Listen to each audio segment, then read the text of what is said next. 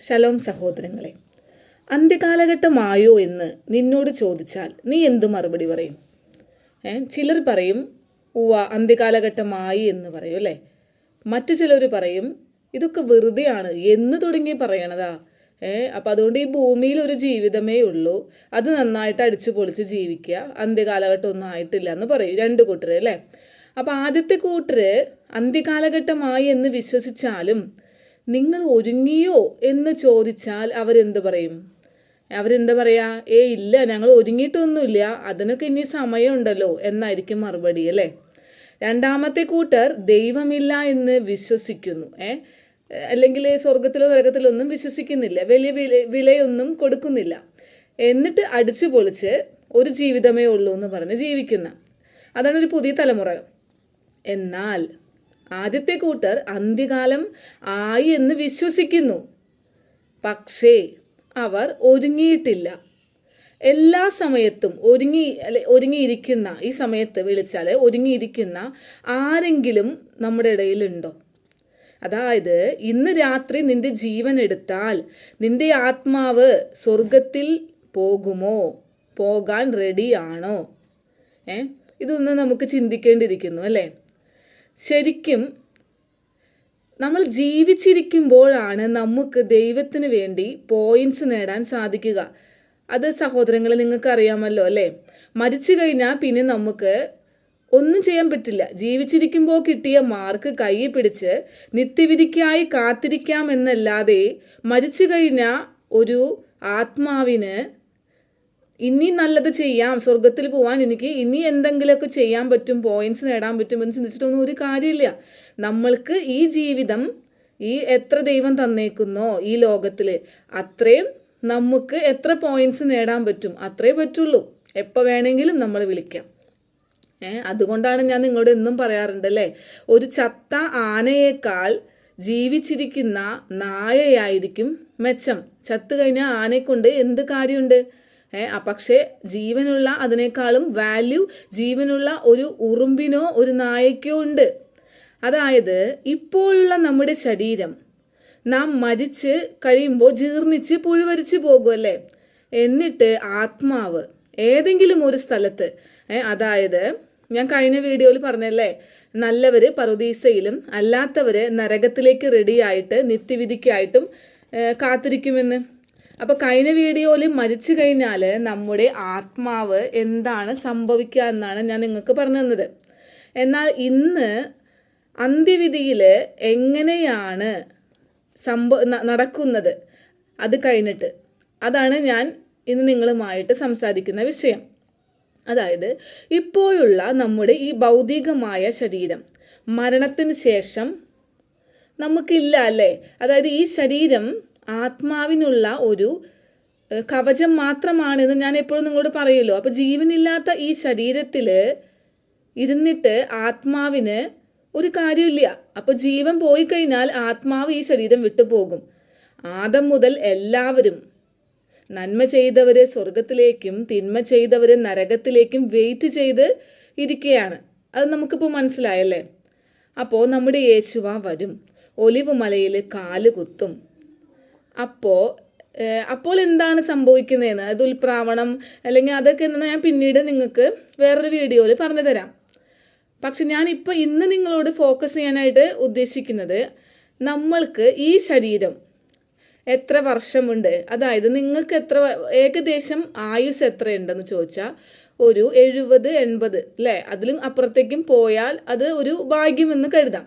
അപ്പോൾ ഇപ്പോൾ അത് കഴിഞ്ഞ് നമ്മളിലുള്ള ഈ ശരീരം നശിച്ചു പോകും അല്ലേ. എന്നാൽ അന്ത്യവിധിയിൽ നമുക്ക് വേറൊരു ശരീരം കിട്ടും. ഞാൻ അതിനെപ്പറ്റിയാണ് പറയുന്നത്. ഇനി ഈ ശരീരം 70-80 വർഷം കഴിയുമ്പോൾ നശിച്ചു പോകുമെന്നാൽ ആ കിട്ടുന്ന ശരീരം നിത്യകാലത്തേക്കുള്ളതാണ്. അപ്പോൾ ആ ശരീരം നിത്യകാലത്തേക്കുള്ള ആ ശരീരം വെച്ചിട്ട് ഒന്നുകിൽ നമ്മൾ സ്വർഗത്തിൽ പോയി ജീവിക്കും, അല്ലെങ്കിൽ നമ്മൾ ആ ശരീരം വെച്ച് നരകാഗ്നിയിൽ നിത്യദണ്ഡന അനുഭവിക്കും. അപ്പോൾ ഇതാണ് സംഭവിക്കുക. ഈ സ്വർഗത്തിൽ ഉള്ളവർക്ക് പൂർവ്വകാലത്തെ പറ്റി ഒന്നും ഓർമ്മ കാണില്ല. അതായത് നമുക്ക് തിരുവചനം വായിച്ച എല്ലാ ശബാത്തിലും അമാവാസിക്കൊക്കെ നാം ദൈവത്തോടൊപ്പം ഈ നരകത്തിൽ കിടക്കുന്നവരെ കാണാനായിട്ട് നോക്കുമ്പോൾ അപ്പം നമുക്കിപ്പം നമ്മുടെ സഹോദരനാവാം, ഭർത്താവാം, അമ്മയാവാം, ഇങ്ങനെയുള്ളവരൊക്കെ നരകത്തിൽ കിടക്കുന്ന കാണുമ്പോൾ പക്ഷേ സ്വർഗത്തിലുള്ളവർക്ക് ഓർമ്മ കാണില്ല. പക്ഷെ നരകത്തിൽ കിടക്കുന്നവർക്ക് എല്ലാ ബന്ധങ്ങളും ഓർമ്മയുണ്ടാകും. എൻ്റെ മകളാണ് സ്വർഗത്തിൽ നിൽക്കുന്നത്, അല്ലെങ്കിൽ എൻ്റെ സഹോദരിയാണ് സ്വർഗത്തിൽ നിൽക്കുന്നത്, അവൾ പറയുന്നത് കേട്ടിരുന്നു എങ്കിൽ എനിക്ക് ഗതി വരില്ലായിരുന്നു എന്നൊക്കെ മാനസികമായിട്ടും എന്താ പറയുക, നരകിച്ച് നിത്യതീയിൽ ദണ്ഡന അനുഭവിക്കുകയാണ് നരകത്തിലുള്ളവർ. അത് എങ്ങനെ മനസ്സിലാവാന്ന് വെച്ചാൽ, നിങ്ങൾ ലാസറിൻ്റെയും ധനവാന്റെയും ഉപമ കേട്ടിട്ടില്ലേ? അപ്പം അതിൽ ലാസറിന് ധനവാനെ ഓർമ്മയില്ലാത്തതും എന്നാൽ ധനവാന് ലാസറിനെ ഓർമ്മ വന്നിട്ട് അവൻ്റെ വിരൽത്തുമ്പ് കൊണ്ട് വെള്ളത്തിൽ മുക്കിയിട്ടെങ്കിലും എനിക്ക് തരൂ എന്ന് അബ്രാഹത്തിനോട് അപേക്ഷിക്കുന്നുണ്ടല്ലേ. അപ്പോൾ പറയുന്നുണ്ട് അവർക്കിടയിൽ ഒരു ഗർത്തമുണ്ടെന്ന്. അതായത് ലൂക്ക 16:19 മുതൽ വായിക്കുകയാണെങ്കിൽ നമുക്കത് മനസ്സിലാക്കാൻ സാധിക്കും. യേശുവ പറഞ്ഞ ഉപമയാണ് ധനവാന്റെയും ദരിദ്രനായ ലാസറിൻ്റെയും ഒരു കഥ. അത് ശരിക്കും സ്വർഗത്തിനെ തന്നെ താരതമ്യപ്പെടുത്തിക്കൊണ്ട് കർത്താവ് നമുക്ക് തരുന്ന ഒരു വാണിംഗ് കൂടെയാണ്. ധനവാൻ ആഡംബരത്തോടെയും ലാസർ ദരിദ്രനായും ഭൂമിയിൽ ജീവിച്ചു. പിന്നീട് മരിച്ചു കഴിഞ്ഞപ്പോൾ ധനവാൻ നരകത്തിലും ദരിദ്രനായ ലാസർ സ്വർഗത്തിൽ അബ്രഹാമിൻ്റെ മടിയിൽ കാണപ്പെട്ടു എന്നാണ് പറയണേ. അപ്പം അതാണ് നിത്യരാജ്യം. പിന്നീട് ധനവാൻ പറയുന്നുണ്ട്, അബ്രഹാം പിതാവേ, ലാസറിൻ്റെ വിരലിൻ്റെ അറ്റം വെള്ളത്തിൽ മുക്കിയെങ്കിലും എൻ്റെ നാവിന് തണുപ്പിക്കാൻ അവനെ അയക്കണേ. ഞാൻ ഈ ജ്വാലയിൽ വേദന അനുഭവിക്കുന്നു. അപ്പം തീ ജ്വാലയിൽ വേദന അനുഭവിക്കുന്നു എന്ന്. അപ്പോൾ അബ്രാഹാം അവിടെ കുറച്ച് വാക്കുകൾ പറയുന്നുണ്ട്. അബ്രാഹാം പറയാണ്, മകനെ, നിന്റെ ആയുസ്സിൽ നീ നന്മയും ഭൂമിയിൽ ലാസർ തിന്മയും അനുഭവിച്ചു. എന്നാൽ ഇപ്പോഴോ നീ വേദന അനുഭവിക്കുകയും ലാസർ ഇവിടെ ആശ്വസിക്കുകയും ചെയ്യുന്നു. മാത്രമല്ല നമുക്കിടയിൽ ഒരു ഗർത്തവുമുണ്ട്. നിങ്ങൾക്ക് ഇവിടേക്കോ ഞങ്ങൾക്ക് അവിടേക്കോ വരാൻ സാധിക്കുകയില്ല. മനസ്സിലായോ? അപ്പം അങ്ങനെ അങ്ങോട്ടും ഇങ്ങോട്ടും പോകാനും സാധിക്കില്ല. ലാസറിനാണെങ്കിൽ ധനവാനെ ഓർമ്മയുമില്ല, ധനവാനാണെങ്കിൽ ലാസറിനെ നല്ല ഓർമ്മയുമുണ്ട്. അപ്പോൾ ഇതിൽ നിന്ന് നമുക്ക് അങ്ങനെയാണ് മനസ്സിലാക്കാൻ സാധിക്കാം. അപ്പോൾ അബ്രാഹാം പറഞ്ഞു കൊടുക്കുമ്പോൾ ഈ ധനവാൻ പറയാണ്, അങ്ങനെയെങ്കിൽ ഇവനെ എൻ്റെ അപ്പൻ്റെ വീട്ടിലേക്കൊന്ന് അയക്കണേ. മരിച്ചവർ ചെന്ന് പറയുമ്പോൾ അവർ വിശ്വസിക്കും. അപ്പം എൻ്റെ സഹോദരന്മാരെങ്കിലും ഇങ്ങനെ നരകത്തിൽ വരാതിരിക്കട്ടെ എന്ന് പറഞ്ഞു. അപ്പോൾ അബ്രാഹാം പറയാണ്, മോശയും പ്രവാചകന്മാരും പറഞ്ഞിട്ട് കേൾക്കാത്തവർ മരിച്ചയാൾ വന്നാലും വിശ്വസിക്കില്ല എന്ന്. ഈ വാക്കുകൾ വളരെ പ്രാധാന്യമുള്ളതാണ്. ഇത് തന്നെയാണ് ഇന്ന് നമ്മോടും പറയുന്നത്, ഇന്ന് നടക്കുന്നത്. അതായത് നമ്മൾ വിചാരിക്കുന്നത് എന്താണ്? ദൈവം അത്ഭുതം കാട്ടട്ടെ, ഞാൻ വിശ്വസിക്കാം. ദൈവം അനുഗ്രഹം തരട്ടെ, ഞാൻ വിശ്വസിക്കാം എന്നാണ്. പക്ഷെ അവരോട് ദൈവം പറയാണ്, കാണാതെ വിശ്വസിക്കാത്തവർ കണ്ടാലും വിശ്വസിക്കില്ല എന്ന്. കാണാതെ വിശ്വസിക്കുന്നവർ ഭാഗ്യവാന്മാർ എന്നാണല്ലേ വചനത്തിൽ പറയുന്നേ. അപ്പം അബ്രാഹാം പറയണ പോലെ തന്നെ മരിച്ചവരിൽ ഒരാൾ വന്ന് പറഞ്ഞാലും ഇങ്ങനെ കാണാതെ വിശ്വസിക്കാത്തവർ ഒരിക്കലും വിശ്വസിക്കില്ല. അതുകൊണ്ട് ഞങ്ങളിതൊക്കെ പറഞ്ഞാലും കുറേ പേര് ഇതൊക്കെ പുച്ഛിച്ച് തള്ളും. കമൻറ്റ് ബോക്സിൽ വലിയ അറിവ് പോലെ ഈ വചനം തന്നെ ഏതെങ്കിലും ഒരു ഭാഗമൊക്കെ എടുത്തുകൊണ്ട് വന്നിട്ട് നമ്മളെ ചീത്ത വിളിക്കും. എല്ലാത്തിനും ഒരു സമയമുണ്ട് ദാസ. ഫലം കിട്ടാത്ത വൃക്ഷങ്ങളെല്ലാം വെട്ടി തീയിലെറിയപ്പെടുന്ന ഒരു കാലമുണ്ട്. എന്താ പറയുക, വാദിക്കാൻ ഞാൻ പോവാറില്ല. പക്ഷേ ആഗ്രഹം കൊണ്ടാണ് ചോദിക്കുന്നതെങ്കിൽ മറുപടി പറയാറുമുണ്ട്. അപ്പം ഇവിടെ നമ്മൾ ശ്രദ്ധിക്കേണ്ട ഒരു കാര്യമുണ്ട്. ദൈവം എടുത്തു പറയുന്നതും എന്നാൽ ആരും ശ്രദ്ധിക്കാത്തതുമായ ഒരു പോയിന്റ്, അതിലേക്കാണ് ഞാൻ വരുന്നത്. അതായത് ഇതിൽ കേട്ടില്ലേ, മോശയും പ്രവാചകന്മാരും പറഞ്ഞിട്ട് വിശ്വസിക്കാത്തവർ പിന്നെ മരിച്ചാലും വന്നാലും വിശ്വസിക്കില്ല എന്ന്. അപ്പം എന്താണ് മോശയും പ്രവാചകന്മാരും പഠിപ്പിച്ചത്? മോശ പഠിപ്പിച്ചത് എന്താണ്? ദൈവം കൊടുത്ത 10 കൽപ്പന. പ്രവാചകന്മാരും യേശുവായും അനുഷ്ഠിച്ചു പോകുന്നതും പഠിപ്പിച്ചതും എന്താണ്? 10 കൽപ്പന. അപ്പം ഇതിൽ നിന്ന് എന്താ മനസ്സിലാക്കാൻ സാധിക്കുക? ഈ 10 കൽപ്പന അക്ഷരം പ്രതി പാലിക്കാത്ത ഒരുത്തനും സ്വർഗത്തിൽ കടക്കില്ല എന്നല്ലേ? അതല്ലേ ഇവിടെ വ്യക്തമായിട്ട് പറയുന്നത്. അപ്പോൾ പിന്നെ ഇന്നത്തെ ക്രിസ്ത്യാനി എങ്ങനെ സ്വർഗത്തിൽ പോകുന്ന വിചാരിച്ചേക്കുന്നേ? 10 കൽപ്പനയിൽ 2ാമത്തെയും 4ാമത്തെയും കൽപ്പനയെക്കുറിച്ച് ക്രിസ്ത്യാനിക്ക് അറിയില്ല. പുരോഹിതൻ പഠിപ്പിച്ചു കൊടുത്ത ആ വേദോപദേശത്തിന് പഠിച്ച 10 കൽപ്പനയല്ല, ബൈബിളിൽ ഒറിജിനലായിട്ടുള്ള പുറപ്പാട് 20-ലുള്ള 10 കൽപ്പന. അതിലുള്ള 2ാം കൽപ്പന വിഗ്രഹാരാധന, അല്ലേ? മുകളിൽ ആകാശത്തോ താഴെ ഭൂമിയിലോ ജലത്തിനടിയിലോ എന്ന് വേണ്ട പാതാളത്തിലോ ഒക്കെയുള്ള ഏതൊരു രൂപത്തിനെയും ഉണ്ടാക്കരുത്, അതിനു മുൻപിൽ നമസ്കരിക്കുകയും ചെയ്യരുതെന്ന് പറഞ്ഞ 2ാമത്തെ കൽപ്പന. പിന്നെ 4ാമത്തെ കൽപ്പന ശബാത്ത് ശനിയാഴ്ച ആചരിക്കണം. ഈ 2 കൽപ്പനയും അറിയാത്ത ക്രിസ്ത്യാനി പകുതി പാലിച്ചിട്ട് എങ്ങനെയാണ് സ്വർഗത്തിലേക്ക് പോകാനിരിക്കുന്നത്? ഞാനിപ്പോൾ ഈ വായിച്ച ധനവാന്റെയും ഈ ദരിദ്രൻ്റെയും അല്ലെങ്കിൽ ലാസറിൻ്റെയും ഉപമ പഴയ നിയമമല്ല, പുതിയ നിയമമാണ്. ലൂക്ക 16:19 യേശുവ പറഞ്ഞ ഉപമയാണ്. പഴയ നിയമത്തെ ചതുർത്ഥി കാണുന്ന പോലെയാണ് ക്രിസ്ത്യാനി കാണുന്നത്, അല്ലേ? പക്ഷെ ഇത് പുതിയ നിയമമാണ്. ഇനി ശബാത്ത് വേണ്ട എന്ന് പറയുന്നവരുണ്ട്. ഒരു കൂട്ടർ ബാക്കി 9 പാലിക്കും, ശബാത്ത് വേണ്ട എന്ന് പറയുന്നവരുണ്ട്. അപ്പം അവരോട് ഏശയ്യ 66:23 എന്താ പറയുന്നത്? നിത്യരാജ്യത്തിൽ അമാവാസി തോറും ശബാത്ത് തോറും സകല ജഡവും എൻ്റെ മുൻപിൽ നമസ്കരിക്കാൻ വരും. നിത്യരാജ്യത്തിൻ്റെ കാര്യമാണ് ഈ പറയുന്നത്. എന്നിട്ട് ദൈവം പറയാണ്, അവർ പുറപ്പെട്ട് ചെന്ന് എന്നോട് അതിക്രമം കാണിച്ച മനുഷ്യരുടെ ശവങ്ങളെ നോക്കും, അവരുടെ പുഴു ചാകത്തയില്ല, അവരുടെ തീ കെട്ടുപോവുകയുമില്ല, അവർ സകല ജഡത്തിനും അറപ്പായിരിക്കും. ഇത് നരകത്തിലുള്ളവരുടെ കാര്യമാണ് പറയണേ. അപ്പം മുകളിൽ നിന്ന് നോക്കുമ്പോൾ കാണുന്ന കാഴ്ചയാണ് ഈ പറയുന്നത്. അപ്പം ശബാത്തിലാണ് നിത്യരാജ്യത്തിൽ ഇത് സംഭവിക്കുന്നത്, അല്ലേ? അപ്പോൾ ഈ 2 ഉദാഹരണം കൂടി കേട്ടാൽ എന്താ മനസ്സിലാവാ? സ്വർഗവും നരകവും എങ്ങനെയാണെന്ന് ഏകദേശം ഒരു ധാരണ മനസ്സിലായോ? അപ്പോൾ ഇപ്പോൾ ശബാത്ത് ആചരിക്കാത്ത ക്രിസ്ത്യാനിയെ നിത്യരാജ്യത്തിൽ നിങ്ങൾ എന്ത് ചെയ്യും? ഞാൻ നേരത്തെ പറഞ്ഞല്ലേ, നിത്യവിധിയുടെ സമയത്ത് നമുക്ക് വേറൊരു ശരീരം കിട്ടുന്നു, അല്ലേ? അതെങ്ങനെ മനസ്സിലായെന്ന് വെച്ചാൽ 1 കോരിന്തോസ് 15:51 വായിക്കാം. അതിൽ പൗലോസ്ലീഹ പറയാണ്, ഞാനൊരു മർമ്മം പറയാം, അതായത് ഞാനൊരു രഹസ്യം പറയാം. എന്താണ്? അന്ത്യകാഹളനാദത്തിൻ്റെ സമയത്ത് കണ്ണിമയ്ക്കുന്ന നേരത്തിൽ നമുക്ക് രൂപാന്തരീകരണം സംഭവിക്കും. മർത്യമായത് അമർത്യത്തെ ധരിക്കും. എന്താ അതിൻ്റെ അർത്ഥം? മർത്യമായതെന്ന് വെച്ചാൽ മരിച്ച ശരീരം അമർത്യത്തെ ധരിക്കും. അതായത് മരിച്ച ശരീരത്തിന് പകരം മരണമില്ലാത്ത ഒരു വേറെ ശരീരം കിട്ടി രൂപാന്തരപ്പെടുമെന്നാണ് അർത്ഥം. പിന്നെ അവിടെ വേറെയും പറയുന്നുണ്ട്, അതായത് ഹേ മരണമേ, നിന്റെ ജയം എവിടെ? നിന്റെ വിഷമുള്ള് എവിടെ? മരണത്തിൻ്റെ വിഷമുള്ളാണ് എന്ത്? പാപം.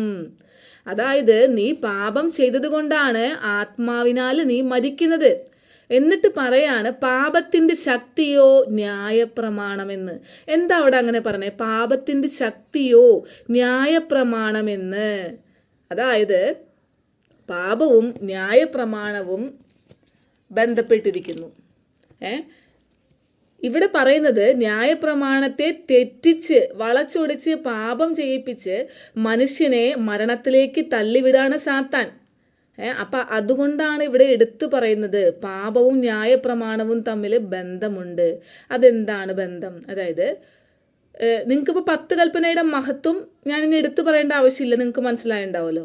ഇതുമായിട്ട് ബന്ധപ്പെട്ട് തന്നെ വെളിപാട് 14:12 പറയുന്നുണ്ട്, അലറുന്ന സിംഹം പോലെ അവൻ ആരുടെ നേർക്കാ വരുന്നേ?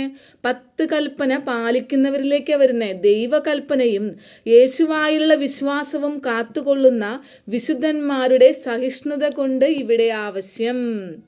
മനസ്സിലായോ? അപ്പോൾ ഇവിടെ സഹിക്കേണ്ടി വരുന്നത്, അന്ത്യകാലത്ത് സഹിക്കേണ്ടി വരുന്നത് ആർക്കാണ്? ഈ 10 കൽപ്പന പാലിക്കുന്നവർക്കും ഈ ശബാത്ത് ആചരിക്കുന്ന നമുക്കുമാണ് കൂടുതൽ സഹിക്കേണ്ടി വരുന്നത്. അല്ലാതെ കാലത്തിൻ്റെ കുത്തൊഴുക്കിൽ പോകുന്നവർക്കല്ല.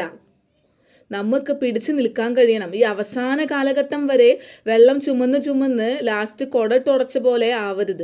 അങ്ങേയറ്റം സഹിച്ച് മടുത്ത് രക്ഷയെ കാത്തിരുന്നിട്ട് ക്ഷമ കെട്ട് നാം തെറ്റുന്നതിന് ഇടവന്നാൽ ചിലപ്പോൾ ആ നിമിഷമായിരിക്കും ദൈവം വരുന്നത്. പിന്നെ എന്താ കാര്യം? ലോകസുഖങ്ങൾ അനുഭവിക്കുന്നവർ ചിലപ്പോൾ നിങ്ങളോട് ചോദിക്കും, നിങ്ങൾക്ക് എപ്പോഴും കഷ്ടപ്പാട് തന്നെയല്ലേ? ദുഷ്ടനാണെങ്കിലോ പന പോലെ വളരുന്നു. നിങ്ങൾക്കും ചിലപ്പോൾ ചിന്തയുണ്ടാവാം അങ്ങനെ. പക്ഷെ ഒരു ദൈവ പൈതൽ തിരിച്ചറിയണം എന്ത്? കഷ്ടങ്ങൾ സാരമില്ല, നഷ്ടങ്ങൾ സാരമില്ല. കഷ്ടപ്പാടിലൂടെയാണ് എനിക്ക് ദൈവവുമായിട്ട് എപ്പോഴും പ്രാർത്ഥിക്കാനും ആശ്രയിക്കാനും കഴിയുന്നത് എങ്കിൽ ആ കഷ്ടപ്പാട് ഒരു കഷ്ടപ്പാടേ അല്ല, അനുഗ്രഹമാണെന്ന് തിരിച്ചു പറയാൻ സാധിക്കണം. മനസ്സിലായോ? അതായത് കഷ്ടപ്പാട് വരുമ്പോൾ നമ്മൾ അപ്പാ പറ്റണില്ല അപ്പാ എപ്പോഴെപ്പോഴും അപ്പനോട് സംസാരിക്കൂ അല്ലേ? ആബിച്ചി ഇത് എനിക്ക് പറ്റണില്ല കേട്ടാ, എന്നെ സഹായിക്കണേ എന്ന് എപ്പോഴെപ്പോഴും സംസാരിച്ചുകൊണ്ടിരിക്കും. കഷ്ടപ്പാട് വരുമ്പോൾ ചിലപ്പോൾ സുഖം വരുമ്പോൾ നമ്മൾ ചിലപ്പോൾ മറക്കാം നമുക്ക്. അപ്പോൾ ഈ കഷ്ടപ്പാട് വരുന്ന സമയത്താണ് നമ്മൾ ആബയായിട്ട് കൂടുതൽ നമ്മൾ സ്നേഹത്തിലും ബന്ധത്തിലും കഴിയുന്നത്. അങ്ങനെയാണെങ്കിൽ കഷ്ടപ്പാടല്ലേ നല്ലത് നമുക്ക്. ആ കഷ്ടപ്പാട് ഒരു അനുഗ്രഹമായിട്ട് നമ്മൾ കണക്കാക്കണേ. അതുകൊണ്ടാണ് പൗലോസ്ലീഹ പറഞ്ഞത്, യേശുവായിൽ നിന്ന് എന്നെ വിടുവിക്കാൻ ഒരു കഷ്ടപ്പാടിനും വാളിനോ പകർച്ചവ്യാധിക്കോ ഒന്നിനും സാധിക്കില്ല എന്ന്. അപ്പോൾ ഇപ്പോൾ ഈ ഭൂമിയിലുള്ള കഷ്ടപ്പാടൊക്കെ നന്മയ്ക്കായിട്ടാണ്. നമുക്കൊരു നിത്യരാജ്യം അവിടുന്ന് ഒരുക്കി വെച്ചിട്ടുണ്ടെന്ന് ഓരോ ദൈവ പൈതലും കൂടുതൽ കൂടുതൽ വിശ്വസിക്കണം. ഞാൻ നേരത്തെ ന്യായപ്രമാണത്തിൻ്റെ കാര്യം പറഞ്ഞല്ലേ. അപ്പോൾ പലരും പറയും യേശുവ വന്നു കഴിഞ്ഞതിനാൽ ന്യായപ്രമാണത്തിന് പ്രാധാന്യമില്ല എന്ന്. പൗലോസ്ലീഹയുടെ പല ലേഖനങ്ങളും ചില ഭാഗങ്ങൾ എടുത്ത് വെച്ചിട്ടാണ് ഇത് വാദിക്കാൻ നിൽക്കുക അവർ. അപ്പോൾ പക്ഷേ ഈ പൗലോസ്ലീഹയുടെ ചില ലേഖനങ്ങളുടെ ഭാഗങ്ങൾ പ്രത്യേകിച്ച് ശ്രദ്ധയോടുകൂടി വായിച്ചില്ലെങ്കിൽ നമ്മളും തെറ്റിദ്ധരിക്കപ്പെടും. പൗലോസ്ലീഹ എന്താണ് അർത്ഥമാക്കുന്നത് എന്ന് അത് ഫുള്ള് വായിച്ചാലേ നമുക്ക് പരിശുദ്ധാത്മാവ് മുഖേന മനസ്സിലാക്കാൻ സാധിക്കുള്ളൂ. ഉദാഹരണങ്ങൾ ഞാൻ പറയാം. റോമാക്കാർക്ക് എഴുതിയ ലേഖനം 5:13 പാപമോ ന്യായപ്രമാണം വരെ ലോകത്തിൽ ഉണ്ടായിരുന്നു, എന്നാൽ ന്യായപ്രമാണം ഇല്ലാതിരിക്കുമ്പോൾ പാപത്തെ കണക്കിടുന്നില്ല. അപ്പം ഇതും പറഞ്ഞ ചിലർ വരും, യേശുവ വന്നു അപ്പം അതുകൊണ്ട് കൃപ അത്യന്തം വർദ്ധിച്ചു, അതുകൊണ്ട് ന്യായപ്രമാണത്തിന് വിലയില്ലാതായി എന്നാണ് പറയണത് ഇവിടെ എന്ന് പറഞ്ഞിട്ട്. പിന്നെ റോമക്കാർക്ക് എഴുതിയ ലേഖനം 6:14 ന്യായപ്രമാണത്തിനല്ല കൃപയ്ക്കത്രേ അധീനരാകയാൽ പാപം നിങ്ങളിൽ കർത്തൃത്വം നടത്തുകയില്ലയോ. അപ്പോൾ ഇതൊക്കെ എടുത്തിട്ടാണ് പറയാ കർത്താവ് വന്നതുകൊണ്ട് ന്യായപ്രമാണമൊക്കെ മാറ്റി എന്ന് പറയുന്നത്. ഇതൊക്കെ പറഞ്ഞിട്ട് ഇതിൻ്റെ അടിയിൽ കുറച്ച് കാര്യങ്ങൾ പൗലോസ്ലീഹ പറയുന്നുണ്ട്. അതെന്താണ്? അതായത് ഞാൻ ഈ പറഞ്ഞതിൻ്റെ അർത്ഥം കൃപ പെരുകുന്നത് കൊണ്ട് പാപത്തിൽ ജീവിക്കണമെന്നാണോ എന്ന് ചോദിക്കണ പൗലോസ്ലീഹ. എന്നാൽ അതിൻ്റെ അർത്ഥം അതല്ല. ഈ റോമാക്കാർക്ക് എഴുതിയ ലേഖനം 7-ാം അധ്യായത്തിൽ പറയാണ്, പ്രമാണം അറിയുന്നവരോടല്ലോ ഞാൻ സംസാരിക്കുന്നത്. അപ്പം ഈ പൗലോസ്ലീഹ ഇതൊക്കെ പറയുന്നത് ആരോടാ? ന്യായപ്രമാണം ന്യായപ്രമാണം അറിയുന്ന യഹൂദന്മാർ, ന്യായപ്രമാണത്തിന് ജഡികമായിട്ട് കൂടുതൽ വാല്യൂ കൊടുത്തിരുന്ന യഹൂദന്മാരോടാണ് ഇതെല്ലാം പൗലോസ്ലീഹ പറയുന്നത്. മനുഷ്യൻ ജീവനോടെ ഇരിക്കും കാലത്തൊക്കെയും ന്യായപ്രമാണത്തിന് അവൻ്റെ മേൽ അധികാരമുണ്ട്. അവിടെ പറയുന്ന വാക്കാണ്. അതായത് എത്ര നാൾ നമുക്ക് ജീവനുണ്ടോ അന്നൊക്കെ നമ്മളെ വിധിക്കാൻ ന്യായപ്രമാണത്തിന് അധികാരമുണ്ട് എന്ന് കറക്റ്റായിട്ട് പറയാ. അപ്പം അതിനർത്ഥം എന്താ? ന്യായപ്രമാണം ആചരിക്കണ്ട എന്നാണോ? അതിന് 2 ഉദാഹരണം കൂടി പൗലോസ്ലീഹ അവിടെ പറയുന്നുണ്ട്. അതായത് വ്യഭിചാരം ചെയ്യരുതെന്നുള്ള പ്രമാണം. അപ്പോൾ അതെങ്ങനെയാണ് അത് പോസിറ്റീവായിട്ട് വരുന്നതെന്നാണ് കാണിക്കുന്നത്. അതായത് ഭർത്താവ് ജീവിച്ചിരിക്കുമ്പോൾ ഭാര്യ വ്യഭിചാരം ചെയ്യരുത് എന്ന ന്യായപ്രമാണത്തിന് അധീനയാണ്. എന്നാൽ ഭർത്താവ് മരിച്ചു കഴിഞ്ഞാൽ അവർ വേറെ ഒരു പുരുഷനെ പരിഗ്രഹിക്കാം അവൾക്ക്.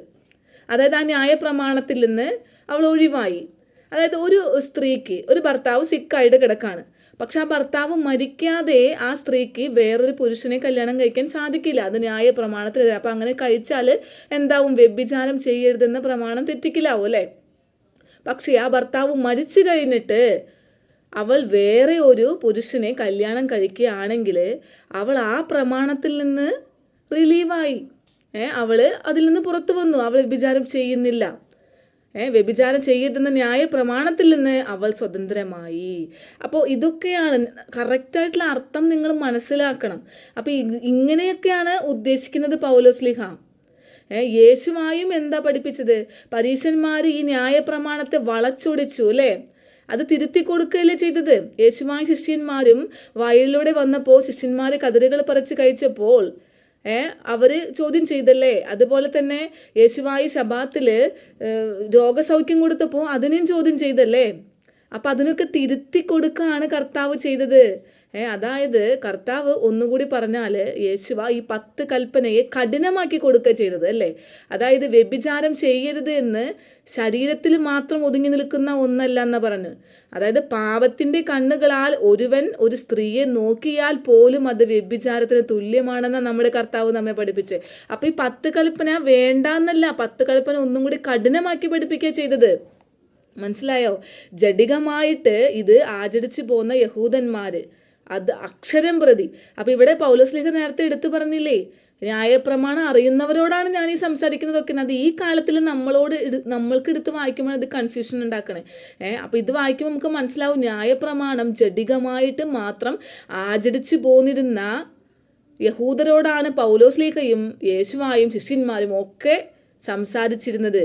അല്ലാണ്ട് അവരെടുത്ത് ഇപ്പോൾ ശബാത്ത് ആചരിക്കണം അല്ലെങ്കിൽ 10 കൽപ്പന ഇന്നതൊക്കെയാണ്, ഇത് നിങ്ങൾക്ക് ചെയ്യണമെന്ന് പഠിപ്പിക്കേണ്ട ആവശ്യം അന്ന് കാലത്തില്ല. ഇന്ന് കാലത്തെ പോലെയല്ല. ഇന്ന് കാലം നമുക്ക് ഒന്നും അറിയില്ല, ഇത് നമ്മൾ പഠിക്കുക തന്നെ വേണം. അന്ന് കാലത്ത് അങ്ങനെ എടുത്ത് പറയേണ്ട ആവശ്യമില്ല. അപ്പം അവർ വിചാരിച്ചിരുന്ന ആ ന്യായ പ്രമാണത്തിൻ്റെ ആ ഒരു വഴി ജഡികമല്ല, ആത്മീയം കൂടിയാണ് എന്ന് പറഞ്ഞ് അവരെ കൂടുതൽ കഠിനമാക്കി കൊടുക്കുകയാണ് കർത്താവ് ഉൾപ്പെടെ ചെയ്തത്. പൗലോസ്ലീഹ തന്നെ പറയാണ്, റോമാക്കാർക്ക് എഴുതിയ ലേഖനം 7:7 പറയാണ്, ന്യായപ്രമാണം ഇല്ലെങ്കിൽ പാപത്തിനെ നമ്മൾ എങ്ങനെ തിരിച്ചറിയും? സത്യമല്ലേ? അതായത് മോഹിക്കരുത് എന്ന ന്യായപ്രമാണം പറഞ്ഞില്ലായിരുന്നു എങ്കിൽ അന്യൻ്റെ ഭാര്യയെയോ അന്യൻ്റെ വസ്തുവിനെയോ മോഹിക്കുന്നത് പാപമാണെന്ന് നമ്മൾ എങ്ങനെ അറിയുമായിരുന്നു? മനസ്സിലായോ? അതായത് ന്യായപ്രമാണം കൂടാതെ പാപം നിർജീവമാകുന്നു. അപ്പോൾ ഇതിൽ നമുക്ക് എന്താ മനസ്സിലാക്കാൻ സാധിക്കുന്നത്? ഈ ന്യായപ്രമാണങ്ങളെല്ലാം ആത്മീകമാണ്, ജഡികമല്ല. വ്യക്തമായിട്ട് ബൈബിളിൽ പൗലോസ്ലീഹ പറയാണ്. ഇതിൽ നിന്ന് നമുക്ക് മനസ്സിലാകുന്നത് ന്യായപ്രമാണം ആത്മീകമാണ്, ജഡികമല്ല. 10 കൽപ്പനയും പാലിക്കേണ്ടത് ആത്മീയമായിട്ടാണ്. കാരണം കർത്താവ് നമ്മുടെ ഹൃദയത്തെയാണ് പരിശോധിക്കുന്നത്. ഇപ്പം ഞാനിങ്ങനെ പറയുമ്പോൾ കുറേ പേരുണ്ട് ആത്മീയമായിട്ട് ശബാത്ത് ആചരിക്കുന്നവർ. അതായത് നമ്മൾ ശബാത്ത് ആചരിക്കുന്നതൊന്നും ചെയ്യാതെ അന്നത്തെ ദിവസം അതിൻ്റെ ഒന്നും ആവശ്യമൊന്നുമില്ല, ജോലിക്ക് പോവാതെ ആത്മീയമായിട്ട്. അതൊക്കെ തെറ്റാണ്. അങ്ങനെയല്ലാട്ടാണ് ഞാൻ ഉദ്ദേശിച്ചത്. ആത്മീയമായിട്ടെന്ന് പറയുമ്പോൾ കർത്താവ് നേരത്തെ പഠിപ്പിച്ച മാതിരി കൂടുതൽ അത് അത് കൂടുതൽ കഠിനമാക്കി കൊടുക്കുകയാണ് ചെയ്യുന്നത്. ശബാത്തിൽ ആചരിക്കേണ്ട കാര്യങ്ങളെല്ലാം ആചരിക്കണം. അതുപോലെ തന്നെ അതോടൊപ്പം തന്നെ ജോലിക്ക് പോകാനും പാടില്ല, പൈസയുടെ ഇടപാട് നടത്താൻ പാടില്ല, അങ്ങനെയുള്ള കുറേ നിയമങ്ങളും കാര്യങ്ങളുണ്ടല്ലോ, അതൊക്കെ നമ്മൾ ആചരിക്കണം. പക്ഷേ ജഡികമായി മാത്രം കാണരുതെന്ന്. ഇപ്പം എല്ലാവരെയും കാണിക്കാൻ വേണ്ടി ഞാൻ ശബാത്ത് ആചരിക്കുന്നു, അല്ലെങ്കിൽ എല്ലാവരെയും കാണിക്കാൻ വേണ്ടി ഞാൻ 10 കൽപ്പനയെല്ലാം ആചരിക്കുന്നു, അങ്ങനെയുള്ളവരോടാ കർത്താവ് പറയുന്നത്, നിന്റെ ഹൃദയമാണ് ഞാൻ പരിശോധിക്കുന്നത്. അല്ലാണ്ട് നീ ജഡികമായിട്ട് ഞാൻ ശബാത്തൊക്കെ ചെയ്യുന്നുണ്ട്, ഇങ്ങനെയൊക്കെയാണ്, ഞാൻ വെറുതെ ആചാരങ്ങൾ മാത്രമാണ്, അതല്ല. അതാണ് കർത്താവ് പറയുന്നത്. മനസ്സിലായി? അതുകൊണ്ടാണ് യേശുവായും ഈ പൗലോസ്ലീഹയും പല ലേഖനത്തിൽ പല ഭാഗത്തും പറയുന്നത് ആ യഹൂദന്മാരെ തിരുത്തി കൊടുക്കുന്നത് ജഡികമായിട്ടല്ല, ആത്മീയമായിട്ടും കൂടി നിങ്ങളിത് ആചരിക്കണം, കൂടുതൽ കഠിനമാക്കി കൊടുക്കുകയാണ് ചെയ്തത്. ഇപ്പോൾ കൊല്ലരുതെന്ന് പറഞ്ഞാൽ 6ാമത്തെ കൽപ്പന, ക്രിസ്ത്യാനിക്ക് 5ാമത്തെ കൽപ്പനയാണ്, പക്ഷെ ബൈബിളിൽ അത് 6ാമത്തെ കൽപ്പനയാണ് കേട്ടോ. 5ാമത്തെ കൽപ്പന മാതാപിതാക്കളെ ബഹുമാനിക്കുന്നതാണ്. അപ്പോൾ 6ാമത്തെ കൽപ്പന കൊല്ലരുത്. അപ്പോൾ നിങ്ങൾ ചിന്തിച്ച് നോക്കി, എത്ര പ്രവാചകന്മാർ കൊന്നിട്ടുണ്ട്? ദൈവം തന്നെ പറഞ്ഞിട്ടുണ്ട് പല സന്ദർഭങ്ങളിൽ കൊല്ലടാന്ന്. ഇനി പുതിയ നിയമത്തിലേക്ക് വാ, അത് പഴയ നിയമം എന്ന് പറയാം. പുതിയ നിയമത്തിൽ പത്രോസ്ലീഹ അനനിയാസിനെയും ഭാര്യയും പരിശുദ്ധാത്മാവ് നിറഞ്ഞപ്പോൾ നുണ പറഞ്ഞത് കൊണ്ട്, തെറ്റ് പ്രവർത്തിച്ചത് കൊണ്ട്, അപ്പസ്തോലന്മാരുടെ പ്രവർത്തനങ്ങൾ 5ാം അധ്യായം വായിച്ചിട്ടുണ്ടെങ്കിൽ നമുക്ക് മനസ്സിലാക്കാൻ സാധിക്കും അല്ലേ. അവർ മരിച്ചു പോകട്ടെ എന്ന് പറഞ്ഞപ്പോൾ ആ നിമിഷം അവർ മരിച്ചുപോയി അല്ലേ. അപ്പോൾ പത്രോസ്ലീഹ കൊല്ലരുതെന്ന പ്രമാണം തെറ്റിച്ചോ? ഇല്ലല്ലോ. അപ്പം മനസ്സിലായോ? ഇൻറ്റൻഷനാണ് വലുത്. ഏത് ലക്ഷ്യത്തിലാണ് നമ്മളത് ചെയ്യുന്നത്? യുദ്ധം ചെയ്യുന്നുണ്ടല്ലേ. അപ്പോൾ പലപ്പോഴും പറയൂലേ, ഇസ്രായേൽക്കാരെ കുറിച്ച് പറയുമ്പോൾ തന്നെ പറയും എപ്പോഴും യുദ്ധമാണ്, എന്തിനാ അവർ യുദ്ധം ചെയ്യുന്നതെന്നൊന്നുമില്ല, കുറേ പേരെ ഗാസയിൽ കൊല്ലാണ്, സാത്താനെതിരെ ആണ് യുദ്ധം ചെയ്യുന്നതും സാത്താനുകളെയാണ് കൊല്ലുന്നതൊക്കെയും. അപ്പോൾ കൊല്ലരുതെന്ന പ്രമാണം അവർ തെറ്റിക്കുകയാണ്. അപ്പോൾ അതുകൊണ്ടാണ് പറയുന്നത്, നിങ്ങളുടെ ഹൃദയത്തെയാണ് ദൈവം പരിശോധിക്കുന്നത്, ജഡത്തെയല്ല. അപ്പം എല്ലാവർക്കും ആ ബോധ്യം വേണം. അത് കൊല്ലരുതെന്നുള്ള പ്രമാണം തെറ്റിക്കുകയല്ല ചെയ്യുന്നത് അവിടെ. അപ്പോൾ അതാണ് ഞാനിപ്പോൾ നിങ്ങൾക്ക് മനസ്സിലായിട്ടുണ്ടാവുമെന്ന് വിചാരിക്കുന്നു. പൗലോസ്ലീഹ പറഞ്ഞതും യേശുവ പഠിപ്പിച്ചതും ശിഷ്യന്മാർ പഠിപ്പിച്ചതും പഴയ നിയമവും പുതിയ നിയമവും എല്ലാം ഒന്ന് തന്നെയാണെന്നേ. അർത്ഥം മാറുന്നില്ല. ചില ഭാഗങ്ങൾ മാത്രം എടുത്ത് പുരോഹിതനോ പാസ്റ്ററോ നിങ്ങൾ തെറ്റി പഠിപ്പിക്കുമ്പോൾ നിങ്ങൾ ആ ഭാഗം മാത്രം വിശ്വസിക്കില്ലേ? അത് ഫുള്ളായിട്ട് വായിച്ച് എന്താ പറയുക, പരിശുദ്ധാത്മാവിനോട് പറഞ്ഞു തരാൻ പറയണം. സംശയം വന്ന ആബയോട് ചോദിക്കണം, ആബ എനിക്കിത് മനസ്സിലായില്ലല്ലോ. പിന്നെയും വായിക്കുമ്പോൾ ആബ നമുക്കത് പറഞ്ഞു തരും. പിന്നെയും എടുത്ത് വായിക്കുമ്പോൾ പരിശുദ്ധാത്മാവ് പറഞ്ഞു തരും. അല്ലാതെ യേശുവ വന്നതുകൊണ്ട് കൃപ പെരുകി, അതുകൊണ്ട് ക്രിസ്ത്യാനിക്ക് 10 കൽപ്പന പാലിക്കണ്ട എന്നും ന്യായപ്രമാണം അനുസരിക്കണ്ട എന്നൊന്നും ആരും പറഞ്ഞിട്ടില്ല. യേശുവായും ഈ ശിഷ്യന്മാരും 10 കൽപ്പന പാലിച്ചല്ലേ ജീവിച്ചത്. അവർ പാലിച്ചത് നമ്മളോട് പാലിക്കണ്ടെന്ന് അവർ പറയൂ? അതായത് പിന്നെ ചില കാര്യങ്ങൾ, അതായത് ഈ 10 കൽപ്പന അല്ലാണ്ട് കുറേ ന്യായപ്രമാണങ്ങൾ യഹൂദർക്ക് മോശ വഴി കൊടുത്തിട്ടുണ്ട്. അപ്പോൾ അതിൽ ഞാൻ മുൻപ് നിങ്ങളോട് പറഞ്ഞല്ലേ, യേശുവ മരിച്ചത്, ക്രൂശിൽ മരിച്ചത് എന്തിനായിരുന്നു? ഞാൻ മുൻപ് പറഞ്ഞിട്ടുണ്ട് എങ്ങനെയാണ് അതിലൂടെ യഹൂദന്മാർക്ക് രക്ഷ കിട്ടിയത് അല്ലേ. അവർ കൊല്ലാക്കൊല്ലം അവർ ഹോമയാഗം നടത്തിയിട്ട് അവരുടെ പാപങ്ങളെ എല്ലാ കൊല്ലവും അവർ മാറ്റിയിരുന്നു. അപ്പം അങ്ങനെയുള്ള ആ യാഗം ഇനി നടത്തേണ്ട ആവശ്യമില്ല. പകരം കർത്താവ് ക്രൂശിൽ ബലി കഴിച്ച് അവരുടെ പാപം എന്നേക്കുമായിട്ട് ഇല്ലാതാക്കി.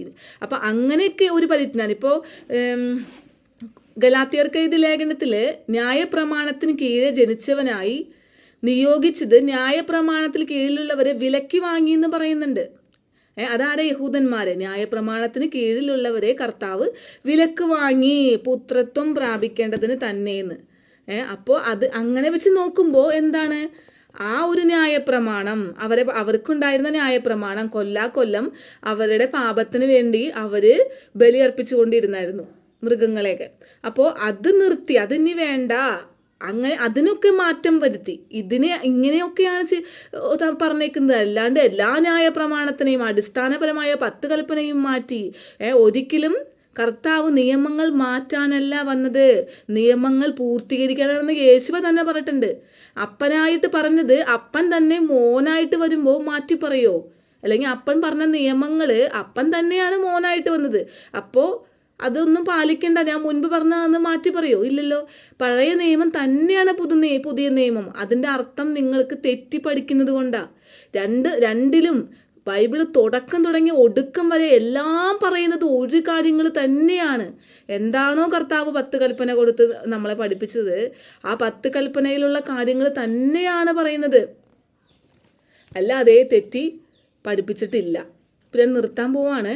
ഞാൻ പറഞ്ഞു വന്നത് എന്താണെന്ന് വെച്ചാൽ, ആത്മാവിന് മരണശേഷം എന്ത് സംഭവിക്കുന്നു, നിത്യരാജ്യം എങ്ങനെയുള്ളവർക്കാണ് കിട്ടുന്നത് എന്നതിൻ്റെ ഒരു രൂപമാണ് ഞാൻ നിങ്ങളോട് പറഞ്ഞത്. 10 കൽപ്പനയെക്കുറിച്ചും അതുപോലെ അവസാനം എന്താ നടക്കാൻ പോകുന്നത്, റാപ്ചർ, ഉൽപ്രവാണം, അതൊക്കെ എങ്ങനെയാണ് അത് സംഭവിക്കണമെന്നൊക്കെ ഞാൻ വേറൊരു വീഡിയോകളിൽ നിങ്ങളോട് പറയാം. കേൾക്കാൻ ചെവികൾക്കോ മനസ്സിലാക്കുന്ന ദൈവം അനുഗ്രഹം കൊടുക്കുന്നവർക്കോ അത് മനസ്സിലാകട്ടെ.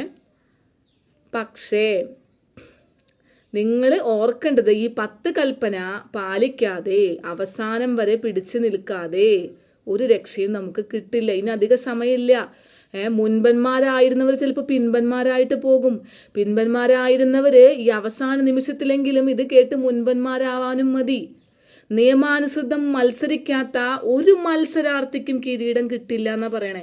മത്സരിച്ച് തന്നെ പറ്റുള്ളൂ, മത്സരിക്കാണ്ടൊന്നും ഒരിക്കലും സമ്മാനം കിട്ടില്ല. അപ്പം നമ്മൾ ഓരോരുത്തരും മത്സരിച്ചു കൊണ്ടിരിക്കുകയാണെന്നുള്ള ബോധം നമ്മുടെ എല്ലാ ദൈവ പൈതലിനും വേണം.